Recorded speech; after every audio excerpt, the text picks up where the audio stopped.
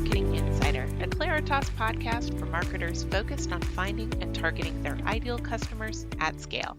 I'm your host, Monique Ruiz. You may have seen a few fireside chats come out from us over the past couple of months, and one topic that has come up in every single one of those chats is the importance of campaign measurement. So we thought for this month's episode, we'd bring the conversation to the podcast so we can really dive in. According to a recent demand generation benchmark survey report, 61% of marketers ranked improving their ability to measure and analyze their marketing efforts as a vital priority. Yet, according to Nielsen, only 25% of marketers today are confident they can measure ROI. To help us all gain that much needed confidence, I have two experts on standby. My first guest is Klayer, a director of optimized solutions here at Claritas. And later on, we'll hear from DelMonte, VP of Client Services at Barrington Media Group. Let's hear from Aaron first, though. Aaron, welcome to the Marketing Insider. Hey, Monique. Thanks for having me. Excited to be here. We're excited to have you. And since this is the first time that I've been lucky enough to have you on the podcast, can you start by letting our listeners know what it is you do here at Claritas, just so they can gain a better sense of your expertise? Sure. Yeah, I'm the director of the Optimize Solutions team. Myself and my team work with advertisers, publishers, and agencies to look for ways to optimize their campaign and optimize their ad spend. We do this through a pixel solution where we're measuring activity on a conversion end and activity on the ad serving end to draw attribution and to look at incremental campaign lift. Nice. So I mentioned that we've talked to a few different agencies recently in fireside chats, and the topic of measurement came up in every single one of those conversations. But it came up in the context of clients being hesitant to measure the success or the failure of their campaigns. Why do you think companies are so hesitant to see the results in black and white? That's a good question. I think it could be a couple of things. I think it could be that they may not want to know whether or not their hard work is paying off as much as it should be, or perhaps that they haven't established their own benchmarks or have old benchmarks that report that they're already doing well when perhaps they aren't or could be doing better. So that's kind of one thing. And I'd also say that it may be, and most of the times I see it's that they may not necessarily be hesitant, but it could be that they just don't know how to accurately measure their campaigns, or the technology hasn't been there in the past, or they don't have the means or ability to do the analysis. So if you're listening to this and you haven't jumped in with both feet because that you feel that measurement is too complicated, or you don't know where to start or what's even possible, we're happy to work with you directly to make it easy and less daunting for you. Do you really actually need to measure campaign results formally, or can you go by some maybe less formally measured things like engagement across your social media networks, or foot traffic in a store, or even good customer service ratings? Yeah, well, all of those are really great metrics to have, and you should continue to measure those things. Hmm. They're all part of key performance indicators. But having a formal process in place lets you know for sure whether you're getting things right and where there's room for improvement, so that you can optimize your campaigns and divert advertising from channels that aren't working, or increase advertising in channels that are working. So, not all audiences or channels or ad inventory are the same. Some will always perform better than others, and knowing which audiences respond best and what channels and inventory drive the highest response are critical to optimizing your media plans.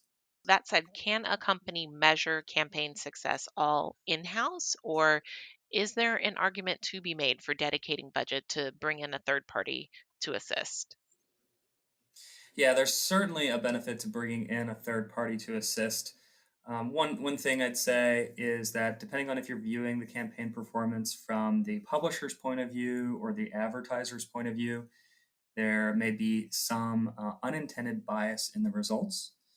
So, working with an independent third party can be your trusted third party to validate your media plans and performance objectively. So that's one thing, is to get that really objective, data backed results. And then Right. also, I'd say that most companies don't have access to the solutions that a third party provides. So, like incremental lift analysis, a robust identity graph, analytics tools, and even privacy considerations.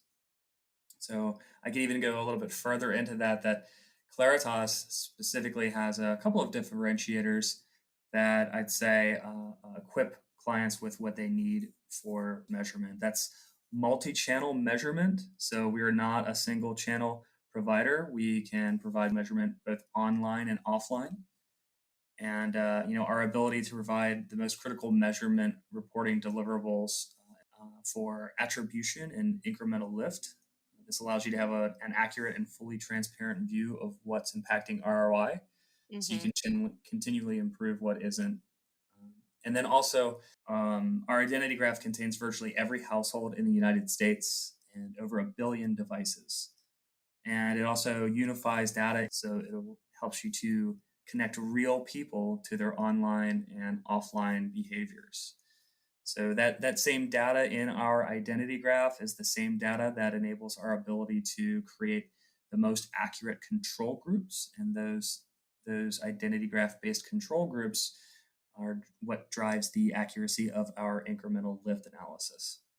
And you mentioned identity graphs, and we did a podcast, I want to say last year, that was basically all about identity graphs. And then we also had a blog that we wrote, um, pretty much the 6 questions that you need to ask if you are evaluating a different partner for their identity graph solution. So there's 6 main questions that you need to ask them.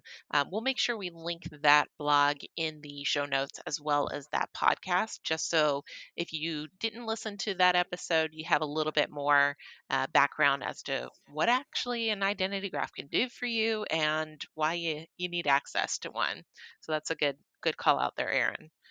Um, but I do want to talk a little bit more about what it looks like to measure campaign effectiveness. And since ROI is probably that key metric that most companies do actually care about, can you tell me how difficult is the process to figure out ROI? Are there certain steps that you need to take, or are there different types of analysis that you recommend?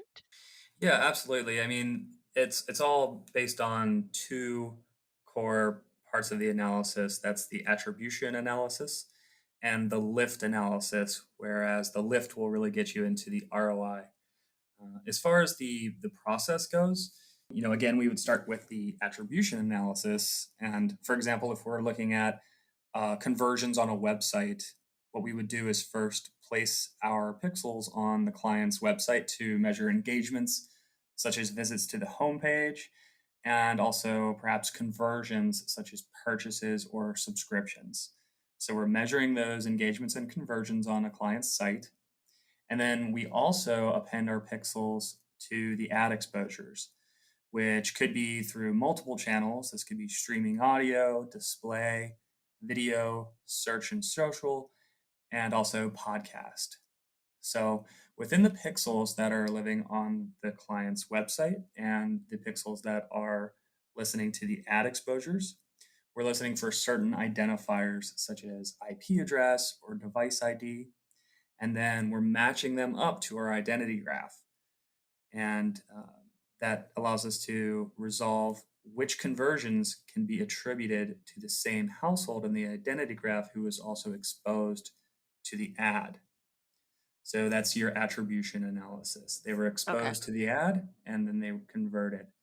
And since the identity graph is also giving us information about the demographics of the household, we're able to provide insight on which audiences were reached and then also which audiences responded most effectively by visiting or converting on the client's website. So not only which channels are working well, but which audiences within. So that really helps with your targeting and optimization, not only per placement level, but per audience level. Nice. Yeah, so that's all the insights you can get from attribution. And then we can go a step further by isolating conversions by channel with a lift analysis. So I can give you a little bit of an overview of how the lift analysis is conducted. Yeah. Basically, lifts it. Yeah, it goes beyond just reporting which conversions can be attributed to ad exposures, but also informs you of which conversions would not have occurred in the absence of an ad campaign. So that's referred to as lift. So again, it's made possible by combining the identity graph and a unique control group methodology to precisely measure specific marketing campaign segments. So for instance, you can use it to measure exactly how effective one portion, such as television spots or billboards, is in getting people to buy. And it works by using the identity graph to compare an exposed group, which is made up of people who have been exposed to the campaign, to a control group. And that control group is made up of people who look exactly like the exposed group.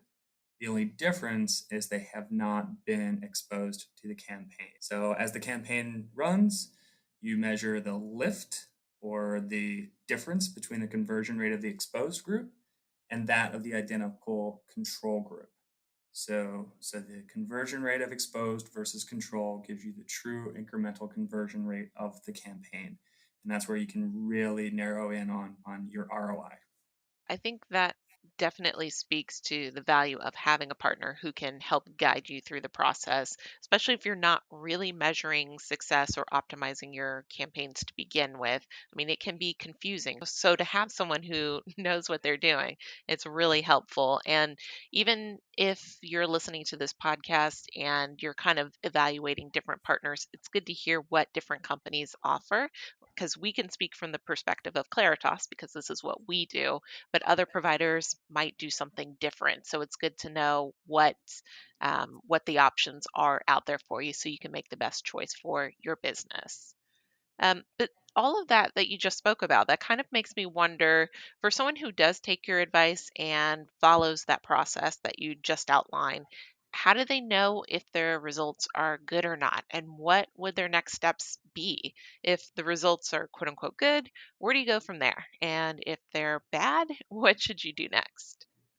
Yeah, that's a great question. I was actually thinking about that as I was talking through the process. And earlier I mentioned benchmarks, and we're working on some industry benchmarks, and we also have some general benchmarks that we can help you with. But also, we recommend that you have a certain amount of testing to establish your own internal benchmarks. If the campaign results are good, then you can continue your process, but perhaps begin experimenting with new ways of doing business. And if you are doing that experimentation, since you now have great measurement tools, then the results of your experimentation may result in data-backed insights on ways for you to get more bang for your buck. Right. And then if the results don't meet what you expected, then that's when you would go into work on the optimization process. So that's all visible from your measurement results. So again, looking at which audiences were targeted most effectively and which audiences converted most effectively, you can see those results and decide to shift your ad spend to the audiences who are converting most effectively. So by audience level, and then also again by ad placement level. If there's a specific channel that's performing better than the others, then you can optimize by moving your ad spend into the most effective converting ad channels.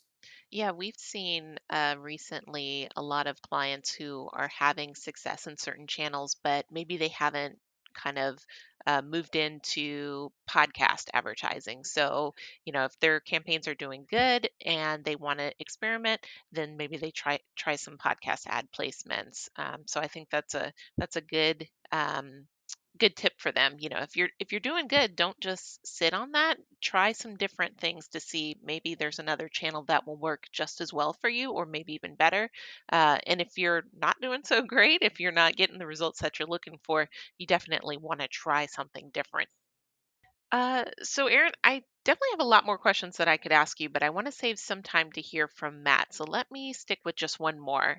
We were already trending this way, but with the past year sort of being heavy on the digital side of things, from the way that we're interacting with each other to the way that we're conducting business, whether buying or selling, Are there any new advancements in the measurement space that the marketers listening to this podcast should know about? Yeah, I'm glad that you asked that. There's two new solutions that we're really excited about. One is ad measurement with credit card purchase conversions. Okay. This allows you to unlock actual consumer purchase data and see return on credit card ad spend. So that's a great one. And then another one is also ad measurement with CPG offline purchases. So, especially with podcast, for example, the introduction of online attribution for consumer action has been a significant advancement for podcasting, but this technology has not yet been able to provide major consumer product brands the insights they need for measuring purchase lift both offline and in store. Yeah, that's good to know, and it's exciting to see that things are evolving. And I'm sure, we'll be talking more about those on a future episode of the podcast. Great. But I think that's probably a good place for us to wrap up our conversation for today. So, Aaron, thank you again for joining me and helping ease some of those measurement fears. Yeah, again, Monique, thanks for having me. Happy to talk further. Excellent. So we're going to go ahead and take a quick commercial break now, but when we come back, I'll be joined by Matt DelMonte, VP of Client Services at Barrington Media Group. So stick around. Marketers, how did your organization's first quarter sales go? Did you start strong or are you already floundering? Whether you replied with the former or the latter, I have a blog that can help you keep that momentum going or help improve upon what's not working. Visit claritas.com, click on the Insights tab, and find our blog. Do this one thing, and you could increase your marketing ROI by 50%. And no, that's not a joke. We literally share the secret that could help you increase ROI by 50%. So, like I said, head over to claritas.com, click on the Insights tab, and check out our blog titled Do This One Thing and You Could Increase Your Marketing ROI by 50%. And now, back to the show. We're back and we're joined by Matt DelMonte, VP of Client Services at Barrington Media Group, a customer acquisition focused radio and TV media buying and analytics agency. Matt, thank you for agreeing to be our guest on this month's episode of The Marketing Insider. Yeah, no problem. Thanks for having me. I'm excited. So, I just gave that brief intro, but can you tell me a little bit more about yourself and what you do at Barrington Media Group so our listeners can get to know you a little better? Sure. Yeah. So I've actually been with Barrington for about 5 years collectively. I started right out of school in 2013 as an analyst and campaign manager, Hmm. and then I went on to actually leave and go work for a Sikorsky Aircraft, who's owned by Lockheed Martin. Got into finance there for a couple of years and decided to come back to Barrington, where I always had a close rapport and really love the company, love that small field company and agency, and came back in 2017, stepping into a management role where I oversaw a team of analysts. And at the time, we were really just predominantly doing radio and had just started getting into TV. And the team and the company really took off. Even from the time that I left, we went from about 20 employees to 40 in just that 2 year span. And now Wow, today, about almost 4 years later, we are up to, I think it's 85 or 90 employees. nice. Yeah, we also in the last year got into digital and acquired a small firm out of Chicago. So we're really trying to diversify, and we consider ourselves a full service shop in the DR advertising space. And in my current role, I oversee our client services and like analytics department. Hmm. Um, we have about 20 full time analysts and a leadership team in between me and them. Who really are specialists at managing campaigns, diving into data analytics, and really optimizing each and every campaign. Almost 30-40% of our business is kind of focused in this department and really on top of the day to day and the numbers. And I think that's what, one thing that separates us from maybe some of the other agencies out there. Yeah, and so you're the perfect guest for me to have on this episode. Awesome. So, with that, let's jump right in then. Sure. So, here at Claritas, we advocate for following a closed loop approach to marketing, but companies sometimes shy away from that measurement piece of the approach for various reasons. They're fine with identifying who they need to deliver their ads to and through what channels, but then they get kind of nervous around that part that shows whether their investments are actually paying off or not. So, What about Barrington Media Group? Have you guys always felt the need to measure marketing effectiveness on behalf of your clients? Yes, 100%. Okay. We've really felt that, it's very difficult to achieve success for any campaign unless we can fully understand the impact of our media buys. Right. So we don't, like you said, even in the intro, we don't really consider ourselves as just a media agency, but like a data analytics company as well. Hmm. And that's why, my role and my team, it's so important.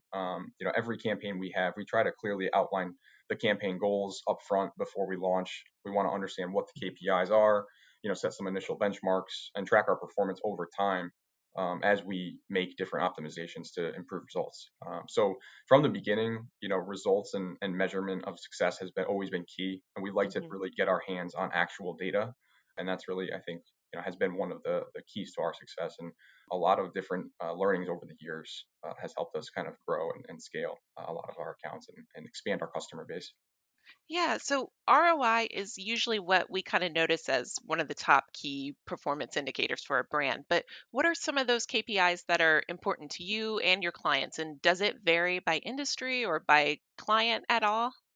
Yeah, it does. I think a lot of times it comes down to, the cost per acquisition. Hmm. ROI is typically directly correlated to that. But to get to the cost per acquisition, that last like key metric, we always like to track the full funnel. So whether that's driving phone calls and tracking, the cost per call, and then the conversion rate to a lead, and then maybe the conversion rate to a sale, or maybe we're driving traffic through a text message, call to action. We monitor the cost per text. Then we're looking at the click through rate. We're looking at, how many people are bouncing off of the landing page, and really looking at every single step of the funnel to try to fully optimize that campaign, and then also make recommendations based on our learnings. We have an in-house creative team, so we are making creative recommendations. Hmm. We're recommending different call to actions based on what we're seeing, what the different product or service may be, and using our learnings over the years to kind of put our best recommendations together as we collect actual data. Yeah, that's really helpful to have the in-house team to help kind of Hmm. streamline the process. Definitely. But what about the struggles? Are there any challenges when it comes to measurement capabilities for clients, whether that's something like limitations with technology or clients having certain benchmarks in their mind that's not necessarily accurate for their industry or something else? Yeah, definitely. I mean, there's definitely certain clients where they just don't have the best maybe attribution model or handle on Hmm. what's happening. They may be in many different channels or media sources, and they're not really attributing the traffic the way we would probably do it. So Right. we always try to understand what their model looks like, and then use their actual data to create our own baseline. And we'll look at the time period before we actually air. We'll try to isolate as many key variables as we can, and then we'll keep a very close eye on it as we launch a campaign and report the findings live. And then also we'll typically do like a post-mortem and report back what we learned and found, and then look for the bright spots, because very rarely do we have a campaign launch where everything looks great. Yeah. It's really key to dive in and understand what's working and what's not working, and then try to expand on those positives that you find in the testing period. Yeah, some of the clients we've worked with, out of home has traditionally been difficult to measure. And then a lot of times with email campaigns, a client might have CRM metrics in their mind, but they're doing an acquisition email campaign. And Yep. those usually have two very different results. So I definitely feel you there. Yeah, and even with like you said, out of home or TV or radio, Hmm. you're putting a message out there that a lot of times will have like the brand name from the client, and then that person, instead of acting on the call to action, whether it's a phone number or a text call to action or a website, they might go to Google Yep. and validate the brand. And then if that advertiser has Google's search ads or whatever going on, then the digital model is going to usually win the Right. traffic. And Right. if they don't have a soundproof model, then a lot of the traffic get lost. We think it's important to really understand how they're measuring it, and then show them how we would interpret the results with our baseline and technique. Yeah, that's a good plan. I want to get into what separates a good campaign from a great campaign. When you have a campaign in flight or when it's finished its run and you're kind of reviewing your stats and your metrics with your client or with your internal team in anticipation of presenting to a client, what do you look for to say this is a campaign we need to rerun or this is a campaign we need to adjust, optimize, or just rethink completely? Yeah, so we like to look at, as I was saying earlier, we like to look at like every piece of the funnel Hmm. for that client. If they have a site and they're trying to sell a product, what does their optimal sales funnel look like? Some clients, they can't produce a sale or close a deal without being on a phone call. Right. So in those types, we'll try to make sure we're fully understanding what the ideal sales funnel looks like. And then when we actually get going and we have live data, we're always looking at that traffic from the first touch to that cost per response and response rate, all the way through any conversion metrics that we have, all the way through to that last really ROI or cost per acquisition. And we really look at each KPI or item separately, and then do that full analysis and really pick out like our learnings from each piece of that funnel, and then find out how which levers can we pull to further enhance on those bright spots and those learnings, whether it's a new technology to optimize the conversion to a site, Hmm. implementing some sort of IVR on a phone call campaign to weed out poor quality, changing something in the creative to generate a better response. All those different types of things we look at. Yeah, and you're kind of alluding to it, but hearing all that, do you have any campaign success stories from the past year or some positive lessons learned that you can share with us? Yeah, definitely. Without giving away too much, I'll try to explain it. At like a high level, we have a recent success story with a client who came on with us for a 3-week test initially. Up front, we identified what their KPIs are and what their targets were, and communicated to them that it would, probably pretty aggressive, and that we likely wouldn't hit it in that 3-week time span, but that radio is a long-term investment, and that as we collect data, we expect to make optimizations to the campaign and see performance improve over time. And Right. so I think that upfront communication definitely paid off for us. And if we fast forward about 8 weeks, we're still in a test phase, but I'd say that we've made it into like test or phase 2 of the test, and the client is, they've admitted they're in it for the long haul with us. It seems to be a success already, and we've shown significant improvements, over this test period, where our focus has been on making sure we're changing a key variable every week, whether that's creative, media, a little bit of both, Hmm. but really understanding what the learnings are from the changes that we're making to the campaign, communicating that to the client, and then putting a plan in place to continue to expand on our learnings. And that's kind of what we're all about, and the same approach we take in most campaigns to make sure that we are understanding, find key learnings, and optimize. Yeah, and that's a great example of why you should constantly evaluate your campaign while it's in flight. You don't want to wait until Yeah. the end of the period to say, oh, we should have tried something different. I completely agree. If we did that, we wouldn't have too many Yeah, campaigns back then. exactly. Yep. All right. Well, we're actually nearing the end of the time that we have today. But Matt, I have one final question for you, and it's an easy one. Sure. Go ahead. Where can our listeners go to learn more about how you and Barrington Media Group can help them succeed in today's environment? Yeah, so they could either Google us or go to our website, barringtonmediagroup.com, and hopefully in a couple months we'll have even more content on there, making monthly blog posts, and making it more welcoming and more just informational for people, to learn more about us. So barringtonmediagroup.com is the site. Feel free to check it out and learn more about us. Wow. Well, thanks again for joining me today. We really appreciate it. Of course. Yeah, thanks for having me. So, there you have it. If you've not yet jumped on board with campaign measurement, we hope this month's episode helped quell any fears you have. And for those of you that are well versed in the importance of campaign measurement, we hope you're able to get the confirmation you need to know you're on the right path, but also learn something new along the way. Thanks again to my two guests, Aaron Klayer, my fellow Clariton, and Matt DelMonte of Barrington Media Group. but also thanks to you listening at home or on the go. If you've not already, please take a moment to follow the Marketing Insider so you never miss an episode. Follow us on your podcast app of choice, our favorite being Spotify, and share us with a friend or colleague so we can keep the conversation going. And with that, we'll see you next time with a brand new episode. Bye now.